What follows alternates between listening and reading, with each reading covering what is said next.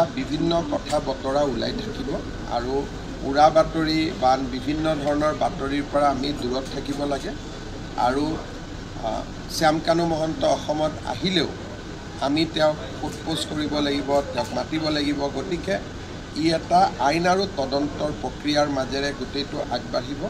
সেইকাৰণে যিসকলে জুবিনক ভাল পায় তেওঁলোকক মই অনুৰোধ কৰিম যে এই গোটেই ঘটনাটোৰ পৰা আমি উৰা বাতৰি বিভিন্ন ধৰণৰ কথা বতৰাৰ মাজেৰে বিভ্ৰান্ত নিজেও হ'ব নালাগে, আনকো বিভ্ৰান্ত কৰিব নালাগে।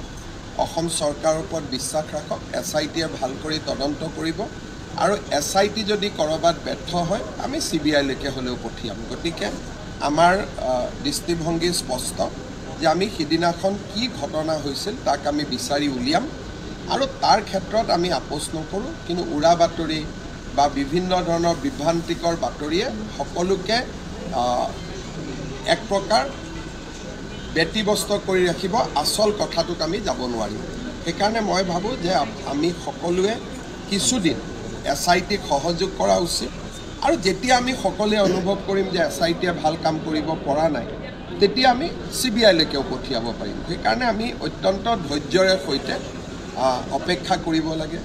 ভিছেৰা ৰিপৰ্ট আহিব, পষ্টমৰ্টেম ৰিপৰ্ট আহিব, ছিংগাপুৰৰ পৰা মানুহখিনিক উভতাই আনিব লাগিব। সেই সময়ত যোন আছিলে ই এটা প্ৰক্ৰিয়াৰ মাজেৰে আগবাঢ়িব।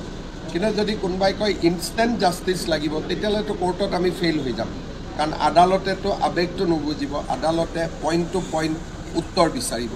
সেইকাৰণে আদালতক সন্তুষ্ট কৰিব পৰাকৈ SITয়ে কাম কৰিব লাগিব। আপোনালোক সকলোৱে চৰকাৰক সহযোগিতা কৰক। আমি সকলো জুবিন অনুৰাগী, কোনো বেছি নহয় কোনো কম নহয়। সেইকাৰণে আমাক এটা নিৰ্দিষ্ট গতিত আগবাঢ়ি যাবলৈ সহায় কৰক।